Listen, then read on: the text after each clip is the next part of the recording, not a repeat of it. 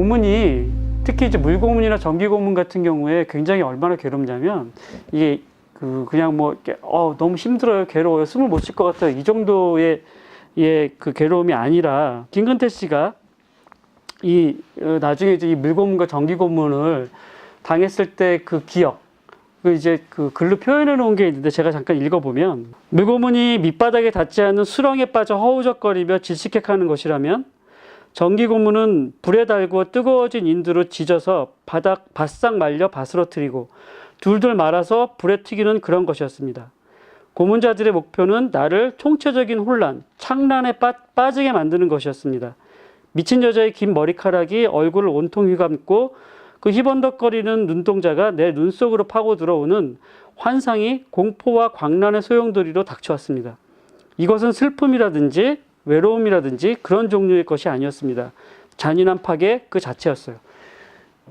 이건 이제 고문을 당하고 난 뒤에 김근태 씨가 그 당시의 상황, 그리고 그 당시 그 고문을 당한 뒤에 느낌, 단상들이 이렇게 적어 놓은 것인데, 그냥 뭔가 이렇게 광란,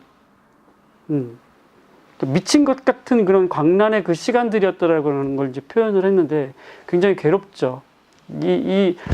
제가 사실은 이제 뭐 물속에 들어가서 잠깐 숨을 쉬지 못하더라도 굉장히 괴로운데, 이걸 여러 차례에 걸쳐서 계속 움직이지도 못하는 상태에서 주전자에 물을 들이붓고 하는 것들이 얼마나 괴롭겠습니까? 뭐 고문에 대해서는 제가 자세히 얘기하지 않아도 뭐 미루어 짐작하실 수 있을 것 같고, 김근태 씨가 이 안에 들어와서 22일간 고문을 받았다고 했어요.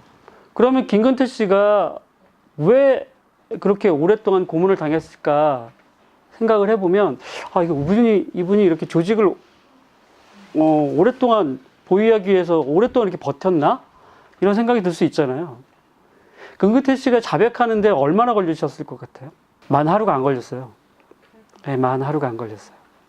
만 하루가 걸리지 않았는데 왜 그럼 22일 동안 고문을 했을까요? 조작하려고 하는 목적이 있죠. 네, 사건을 좀 더 키우고 사건을 좀 더 그럴듯하게 만들려고 하는 다듬는 기간이 있었겠죠. 네, 그게 하나가 있고요. 그리고 굉장히 중요한 목적이 또 하나 있어요. 잡히지 않는 소위 말하는 이제 조직 밖에 있는 조직, 또 민주사회, 시민사회들에게 강력한 메시지를 주는 거예요. 22일 동안. 여기서 이렇게 박살이 나고 있으니 너희들 밖에서 활동하는 거 그만해라 라고 하는 이제 강력한 메시지들을 주는 거죠. 밖에 활동하는 반대 세력에게 메시지를 주는 겁니다.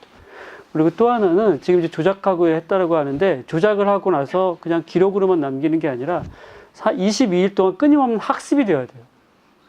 이것은 내가 한 일이다, 이것은 틀림없이 내가 한 범이다 라고 하는 끊임없는 학습이 되어야 돼요. 그래서 완벽하게 내가 하지 않은 일도 내가 한 것으로 기억이 되어야 되는 거죠. 그 기억하는 과정으로 계속 만드는 거예요. 고문은 그냥 와가지고 그냥 팍 때리고 야, 너 했어 안 했어 이렇게 묻는 게 아니고요. 고문의 과정들 중에는 그렇게 여러 번 물고문과 전기고문을 당하고 나서 어느 날, 예를 들어서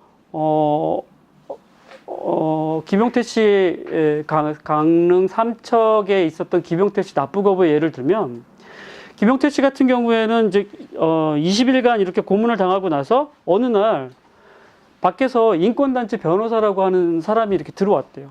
저 인권단체에서 같이 일하고 있는 변호사인데, 제가 밖에서 들으니 당신 굉장히 억울하게 잡혀왔다고 하는 소리를 들었다. 그래서 내가 지금 당신 도와주려고 여기 들어왔다. 그래서 들어와가지고 책상에 앉혀놓고, 자 이제 나한테 모든 사실을 얘기해주면 내가 여기에 있었던 모든 불법적인 수사 사항들을 밖에 다 얘기해서 당신을 빼내주겠다. 그러니까 나에게 뭐 어떤 일이 있었는지 다 얘기해달라. 마음이 놓일 거 아니에요. 그래서 다 얘기를 한 거죠. 사실은요, 저놈들이 저를 불법으로 막 갑자기 잡아와가지고는 북한에 가지도 않았는데 막 갔다 왔다고 얘기를 하라고 하고요. 제가 무슨 간첩행위를 했다고, 부대도 탐지를 했다고 하고, 친구들한테 막 공산당이 막 북한이 좋다고 하고 얘기를 하라고 해서 제가 다 어쩔 수 없이 막 도장 찍으라고 해가지고 강제로 찍은 거예요. 그 얘기가 끝나자마자 녹음기를, 속에 있던, 포켓에 있던 녹음기를 탁 꺼내가지고 탁 놓더니 이 새끼 안 되겠네, 다시 조사해, 이러고는 확 나갔다는 거예요. 그러니까 이런 끊임없는 학습, 뭐 그 뒤로는 어떻게 됐는지 아시겠죠? 예, 다시 처음부터 시작이죠. 예. 그러니까 이렇게 끊임없이 불신을 계속 받으면서 조사를 하는 이 과정을 거치고 나면 검사 앞에 가도 혹시 이 사람이 수사관이 아닐까? 그러니까 검사 앞에서도 북한에 갔다 왔어? 네. 너 무전 쳤다며? 네. 이렇게 되고요. 심지어는 법정 앞에 서서도 이게 다 쇼일 수도 있어. 네. 법정 앞에서 그래서 1심 법정에서 보면 네네네네 다 했어요. 그런데 1심 법정에서 딱 선고를 받고 나서 사형 이러니까 정신이 팍 드는 거죠. 그리고 옆에 있던 사람들, 심지어 이제 변호사들이나 그 감방에 있었던 같은 동료자들, 일반수들이 또 죽어 이렇게 하면 그때부터 조금 정신이 돌아오는 거죠. 그래서 항소심에서부터 이제 부인하는 경우들이 많아요. 예. 그러니까 이런 끊임없는 세뇌와 학습을 통해서 이분들에게 하지 않은 일들을 어디 가서든지 그대로 여기서 학습받은 대로 기억한 대로 그대로 하고 하는 게 이 고문의 목적이에요. 이 고문의 목적. 예, 그래서 고문이 굉장히 나쁘다라고 하는 건 하지 않은 일들을 강제로 본인의 자의에 의해서 그 하지 않은 일들을 부인할 수 없도록 자아를 완전히 무력화시키는 것. 이것이 굉장히 악질적이라는 거죠. 고문. 그런 일들이 이제 이 공간 안에서 좀 벌어지고 있었다는 거.